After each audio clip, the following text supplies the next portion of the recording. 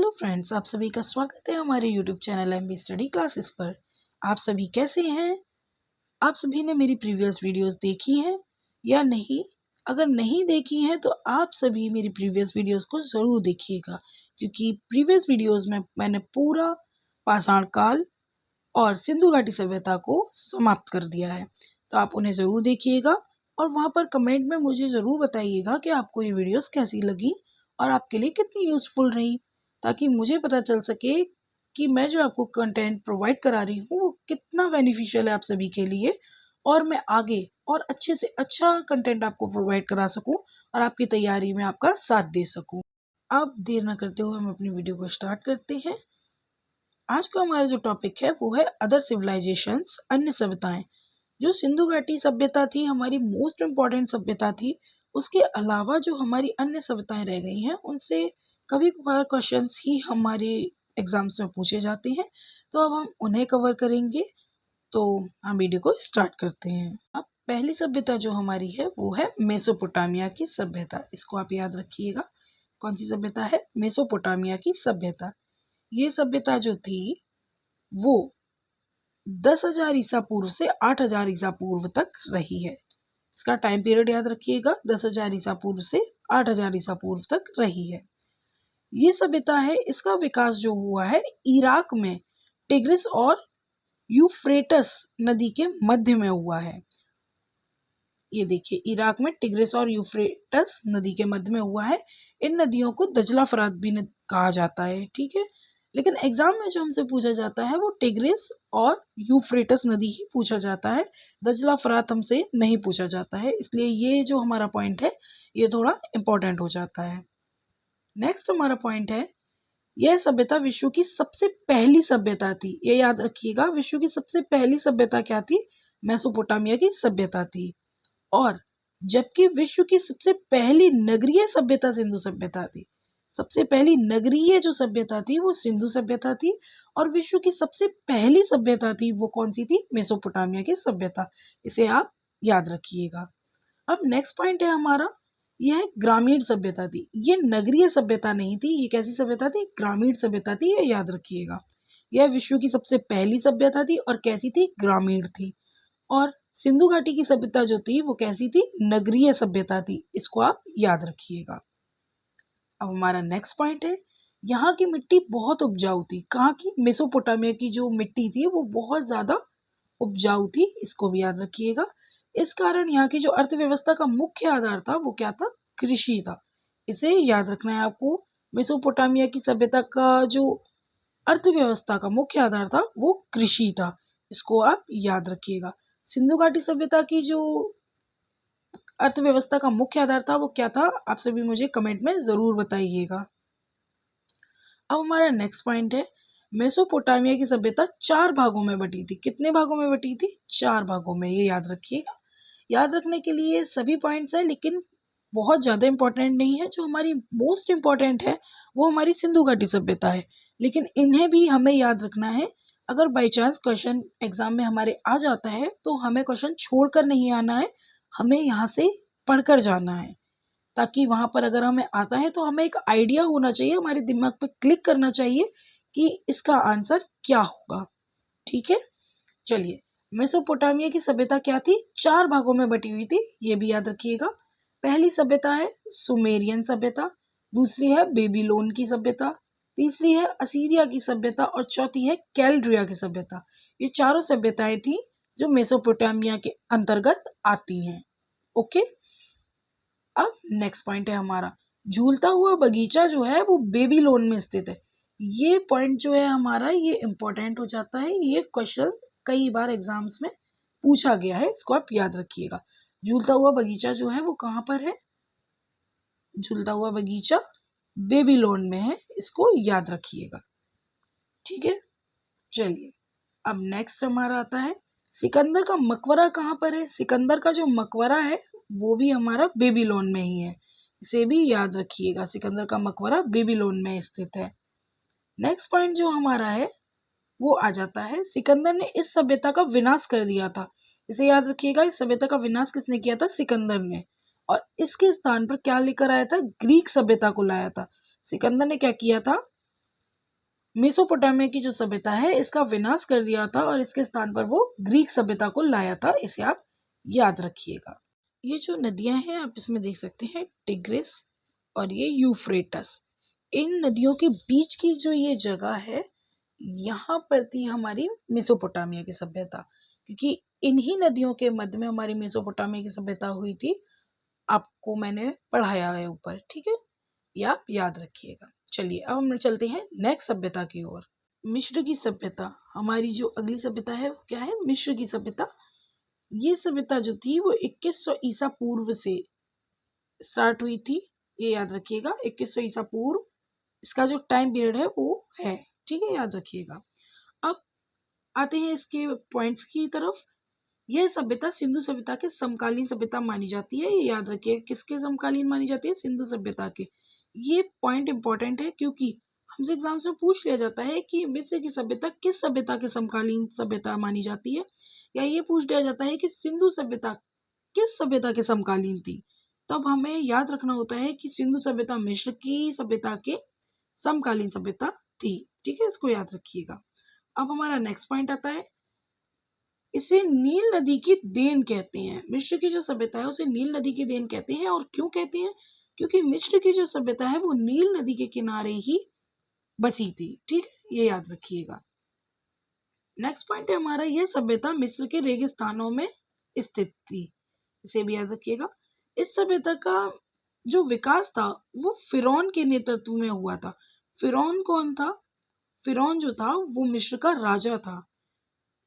फिरौन मिस्र का राजा था, इसके नेतृत्व में मिस्र की सभ्यता का विकास हुआ था, ये आपको याद रखना है। फिर आता है, इस सभ्यता में सबसे अच्छी रसायन व्यवस्था थी, ये आप याद रखिएगा। सबसे अच्छी रसायन व्यवस्था थी, ये हमें इससे पता चलता है कि उस टाइम में जो डेड बॉडीज हुआ करती थी, मम्मी होती थी, आपको याद होगा, आप सभी ने पढ़ा भी होगा कि मम्मीज जो हुआ करती थी उनको सफेद पट्टी में लपेट करके ताबूत के अंदर रख दिया जाता था और इस प्रकार के रसायनों का प्रयोग किया जाता था, छिड़काव किया जाता था उन डेड बॉडीज पर, लेप किया जाता था कि जिससे वो सदियों तक सड़ती ही नहीं थी। आज भी आपने देखा होगा, पढ़ा होगा कि मम्मीज जो निकलती हैं उनकी डेड बॉडीज वैसी की वैसी ही निकलती है, क्योंकि उनमें इतने अच्छे से उनको रसायन का उपयोग करके उनको पैक किया गया था कि आज भी वो बहुत अच्छे से रखी हुई है, वो सड़ी गली बॉडीज नहीं है। तो इससे आपको पता चलता है कि तब की जो रसायन व्यवस्था थी वो बहुत अच्छी थी, ठीक है, आप ये याद रखिएगा। अब आता है हमारा नेक्स्ट पॉइंट, इस सभ्यता में पिरामिड, सूर्य कैलेंडर और मम्मी का विकास हुआ।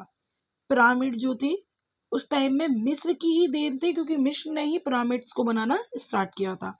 फिर आता है सूर्य कैलेंडर, ये भी मिस्र की सभ्यता की देन है।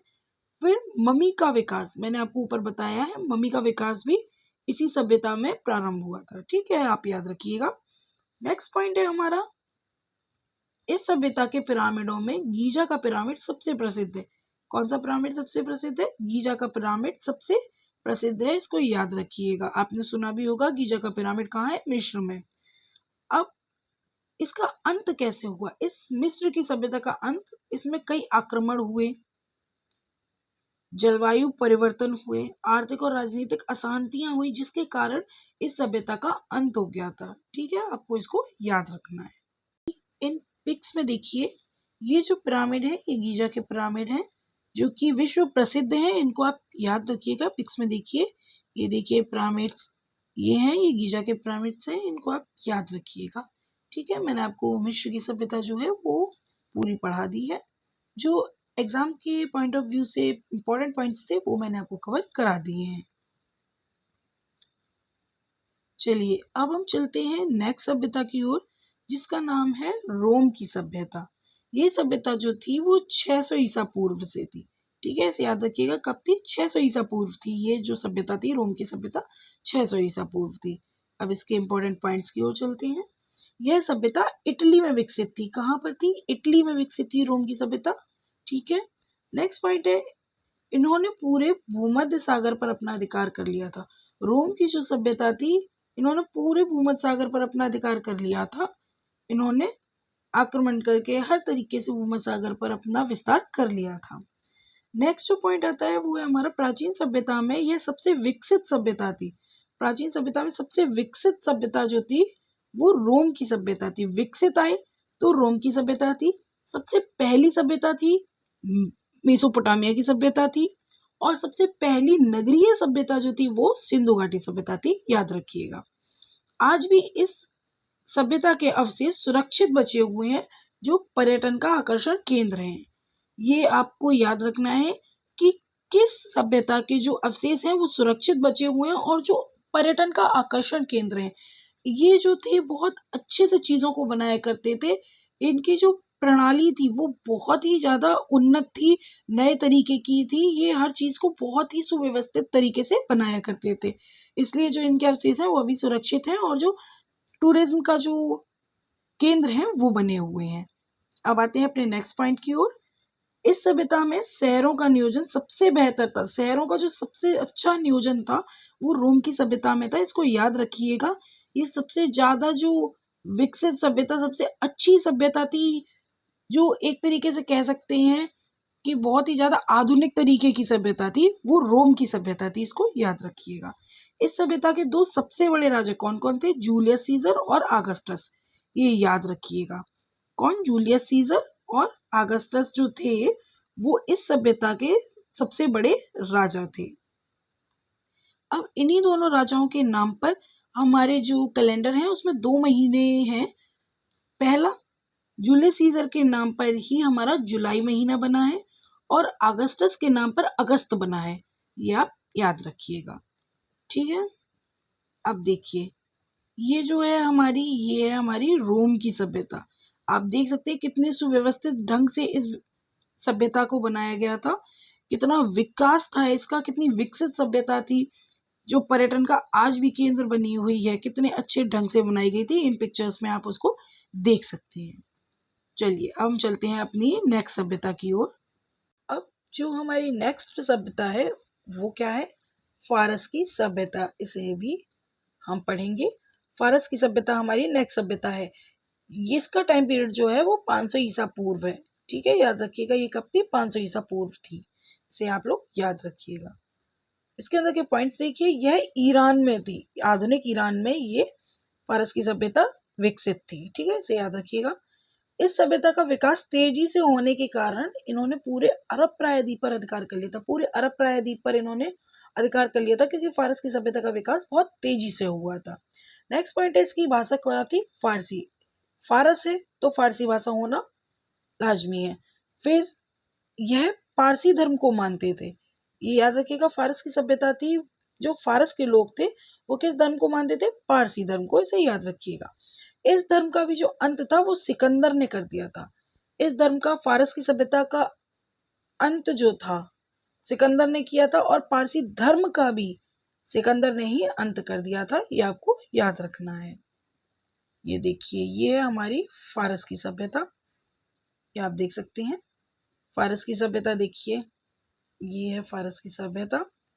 ये देखिए, आप देख सकते हैं पिक्स में। अब चलिए हम चलते हैं हमारी नेक्स्ट सभ्यता की ओर। अब आती है हमारी पीली नदी की सभ्यता। पीली नदी की जो सभ्यता है इसका टाइम पीरियड है 5000 ईसा पूर्व। ये आप याद रखिएगा, 5000 ईसा पूर्व। अब इसके इंपॉर्टेंट पॉइंट्स हैं। ये चीन में विकसित थी। कहाँ विकसित थी? चीन में विकसित थी यह सभ्यता, क्योंकि पीली नदी जो है वो चीन में स्थित है। इसको याद रखिएगा। हंगहो नदी के तट पर इसका विस्तार था। पीली नदी जो है इसी को हंगहो नदी कहते हैं। ये याद रखिएगा। उसके बाद हमारा नेक्स्ट पॉइंट है, यह सभ्यता अपनी उपजाऊ भूमि के कारण प्रसिद्ध थी।